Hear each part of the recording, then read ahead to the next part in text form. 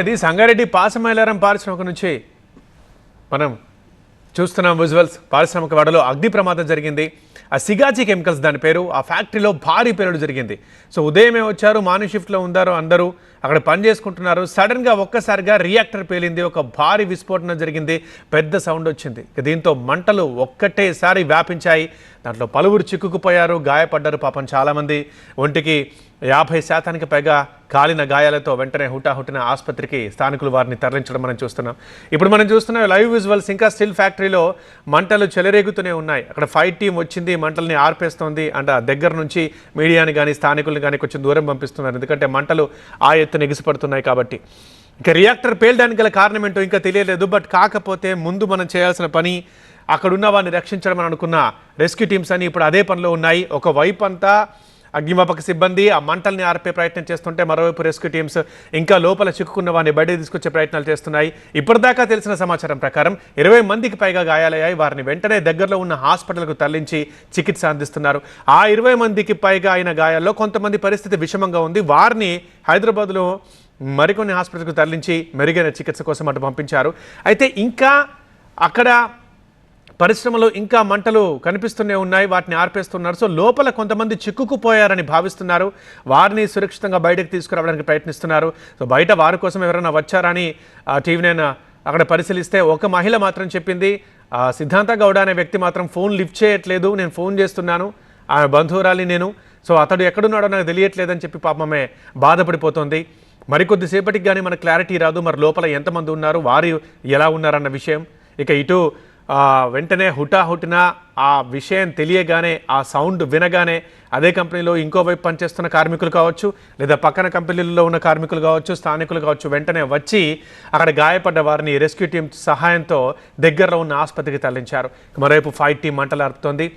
పాసమైలారం అనేది ఇక industrial area, అది అక్కడ అన్ని పరిశ్రమలే ఉంటాయి. వరుసగా ఒకదాని తర్వాత ఒకటి కంపెనీలు ఉంటాయి.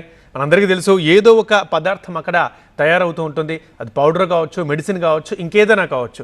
సో ఖచ్చితంగా ఇక్కడ అగ్ని ప్రమాదాలు సంభవించే అవకాశం ఎక్కువగా ఉంటుంది. కాబట్టి ఈ పరిశ్రమలన్నింటికీ ఆ రూల్స్ అండ్ రెగ్యులేషన్స్ కూడా చాలా స్ట్రిక్ట్గా ఉంటాయి. సో అన్ని కంపెనీలు కూడా వాటిని ఖచ్చితంగా ఫాలో అవుతూ ఉంటాయి. ఎందుకంటే ఇట్లాంటి ప్రమాదాలు జరిగే అవకాశం ఎక్కువ ఉంది కాబట్టి ఆ భద్రతా వ్యవస్థ కూడా చాలా టఫ్గా ఉంటుంది, స్ట్రిక్ట్గా ఉంటుంది. సో ప్రతి పరిశ్రమ కూడా ఆ రూల్స్ అండ్ రెగ్యులేషన్స్ని ఫాలో అవుతుంటుంది. చాలా జాగ్రత్తగానే అక్కడ పనిచేసుకుంటూ ఉంటారు. మరి ఇవాల్టి రియాక్టర్ మరి పేలడానికి గల కారణాలు ఏంటి? టెంపరేచర్ ఎక్కువ కావడమా, లేకపోతే అందులో ఏమన్నా మానవ నిర్లక్ష్యం ఏమైనా ఉందా? ఇవన్నీ మనకు తర్వాత తెలుస్తాయి. బట్ మనం ఇప్పుడు చూస్తున్నాం లైవ్ విజువల్. కిటికీలో నుంచి మంటలు ఎంత ఎత్తున ఎగిసిపడుతున్నాయో చూడండి. అది పై ఫ్లోర్. సో వాటిని ఆర్పడానికి కింద నుంచి ప్రయత్నిస్తున్నారు. సో మరి అందులో ఇంకెవరైనా చిక్కుకుపోయారా, వారిని వెంటనే తీసుకురావాలి. ఇది ప్యారలల్గా జరుగుతూనే ఉంది. అక్కడికి ఇక పోలీసు ఉన్నతాధికారులు వచ్చారు, అదేవిధంగా కలెక్టర్ కూడా వచ్చినట్టుగా సమాచారం. ఇక మనకు పూర్తి వివరాలు తెలియాలి. బట్ ఇప్పుడైతే 20 మందికి పైగా గాయాల పాలయ్యారు. వారిని దగ్గరలో ఉన్న హాస్పిటల్కి తరలిస్తున్నారు. సో పారిశ్రామిక వాడలో అప్పుడప్పుడు ఈ ప్రమాదాలు మనం చూస్తుంటాం, కానీ ఎప్పుడో ఒకసారి చిన్నగా అవుతుంటుంది, పోతుంటుంది. ఈ ప్రమాదం మాత్రం చాలా పెద్దగా జరుగుతుంది, మనం చూస్తున్నాం. ఇప్పటికి కూడా స్టిల్ ఉదయం 8 గంటలకు పేలుడు వినిపించిందని, 8-8:30 ప్రాంతంలో పేలుడు వినిపించిందని స్థానికులు, పక్కన కంపెనీలో పనిచేసే కార్మికులు చెబుతున్నారు. ఆ టైం కాస్త అటు ఇటు కావచ్చు. బట్ ఇప్పుడు 11:27 కూడా మంటలు ఆ స్థాయిలో పై ఫ్లోర్లో ఎగిసిపడుతున్నాయనంటే అది మామూలు పేలుడు కాదు. ఖచ్చితంగా మంటలు భారీ స్థాయిలో ఉన్నాయి. అందుకే అక్కడ రెస్క్యూ టీం చాలా కష్టపడుతోంది, మంటల్ని ఆర్పే ప్రయత్నం చేస్తోంది.